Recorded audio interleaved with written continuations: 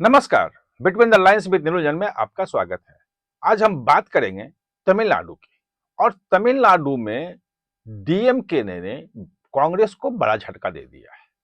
क्या है झटका? कांग्रेस वहां 2 महीने बाद, 2.5 महीने बाद जो है, 2 महीने लगा लीजिए, क्योंकि 1 महीने बाद चुनाव की तारीखों की घोषणा हो जाएगी। अप्रैल में चुनाव होना है, तो फरवरी और मार्च का महीना है। इसके बीच में इस झटके का क्या मतलब है? कांग्रेस क्या सोच रही थी, क्या क्या मंसूबा बनाई हुई थी, उन मंसूबों पे कैसे पानी फिर गया? डीएमके ने जो कहा है उसका तमिलनाडु के चुनाव पे, विधानसभा का चुनाव होना है, उस पे क्या असर होगा? इन तमाम चीजों पे हम चर्चा करेंगे, समझने की कोशिश करेंगे।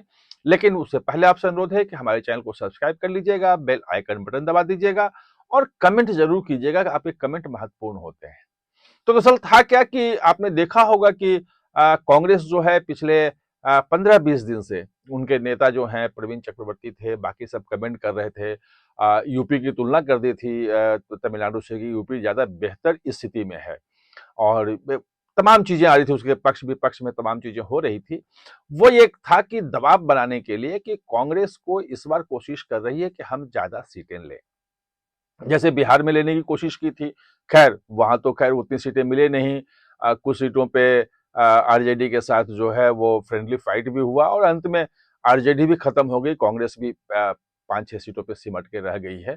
और वो है, अब वही स्थिति जो है कांग्रेस करने की सोच रही थी तमिलनाडु में, कि डीएमके को दबाव में ले लें और वहां जो है वो हम अपनी सीटें बढ़ा लें। पिछली बार जो 2021 में चुनाव था उसमें 25 सीटों पे कांग्रेस लड़ी थी गठबंधन में डीएमके के साथ, और 18 सीटें वहां से जीती भी थी।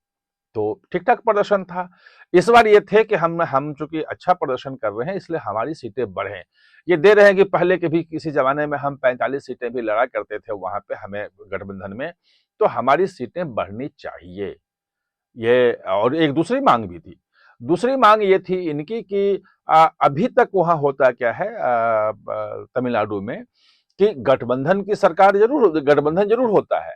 एआईएडीएम का गठबंधन है, उसमें बीजेपी भी है, बहुत सारी पीएमके भी है, बहुत सारी पार्टियां उसमें होती है गठबंधन में। लगभग 9-10 पार्टियां हैं, छोटी छोटी जातियों की अलग अलग पार्टियां हैं, वो सब गठबंधन में होती हैं। डीएमके में भी वही है कि डीएमके में कांग्रेस भी है, वीसीके भी है, सीपीआई भी है, सीपीएम भी है, और बहुत सारी पार्टियां वहां पे उनके गठबंधन में भी है। लगभग 7-8 पार्टियां हैं, छोटी छोटी पार्टियां हैं। वो सब पार्टियां गठबंधन में चुनाव लड़ती हैं, उनको सीटें मिलती हैं जितने वो लड़ती हैं, लेकिन वहां सरकार में शामिल नहीं होती हैं। ना तो डीएमके और न एआईडीएमके, कोई भी किसी गठबंधन वाली पार्टी के किसी विधायक को सरकार में हिस्सा नहीं देती है। वो सरकार सिर्फ और सिर्फ डीएमके की होती है या सिर्फ एआईएडीएमके को, दोनों गठबंधनों का ये अभी तक रहा है। कांग्रेस ने जो दबाव बनाया था कि भाई इस बार हमें, अब चूंकि गठबंधन में है, तो गठबंधन का मतलब सिर्फ चुनाव लड़ने तक नहीं होता है, सरकार में भी हिस्सेदारी चाहिए और हमें सरकार में शामिल आप करो। ये जो छोटी सी एक पार्टी है वीसी के, जो दलितों की पार्टी है, एक दलित जाति है उसकी पार्टी है, तो वो भी यही मांग कर रही थी।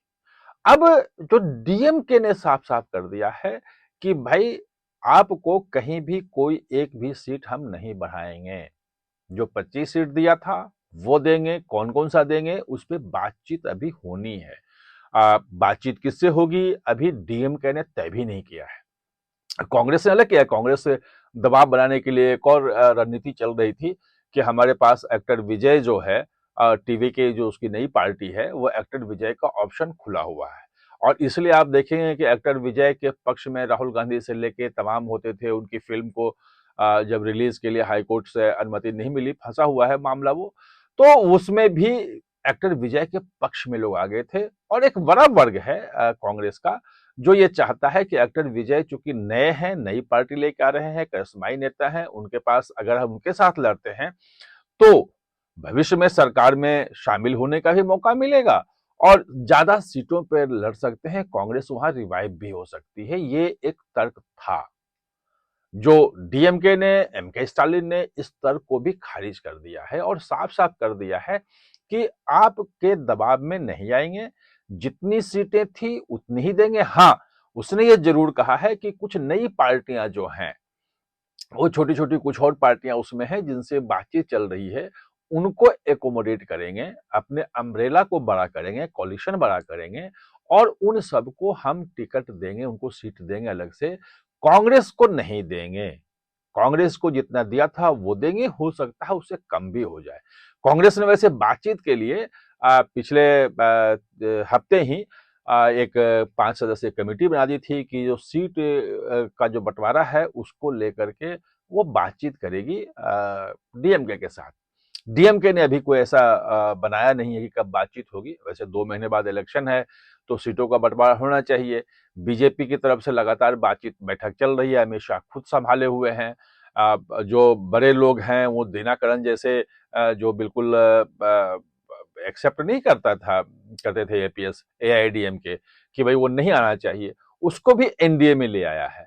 और जो विरोधी हैं जो एआईएडीएम के साथ नहीं जा सकते थे, उस सब को लगभग अमित शाह ने मनाया है दोनों तरफ से कि हम एकजुट रहें।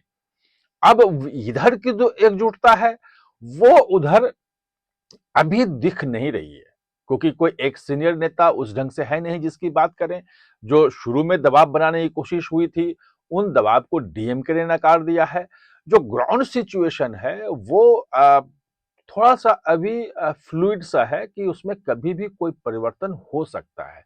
बिल्कुल स्पष्ट रूप से नहीं है, क्योंकि एक्टर विजय जो हैं, वो लोकप्रियता उनकी है लेकिन संगठन नहीं है। वो कहीं उनकी स्थिति जो है, जो अभी कुछ लोग मान रहे हैं कि प्रशांत किशोर जैसी ना हो जाए, कि इलेक्शन के पहले तो उनका पूरा था कि मतलब माहौल बना हुआ था कि इतना 10% वोट ले जाएँगे, 5% वोट ले जाएँगे, उनके कम से कम 15-20 सीटें जीतेंगे, तमाम तरह की चीज़ें हो रही थी।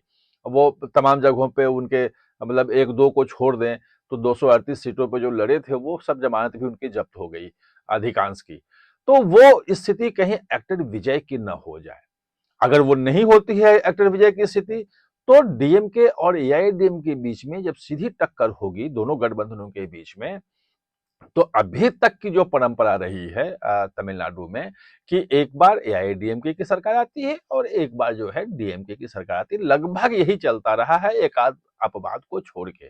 तो इस मामले में जो एआईएडीएमके का पलड़ा भारी दिख रहा है, लेकिन चुनाव होता है, चुनाव में अंतिम समय में क्या होगा, ये कहना मुश्किल है। लेकिन अभी की तत्कालिक खबर ये है कि कांग्रेस जो सोच रही थी तमिलनाडु में, जो उसके मंसूबे थे, उस पे डीएमके ने पानी फेर दिया है और एक बड़ा झटका दिया है कि आप जहां थे वहीं रहें।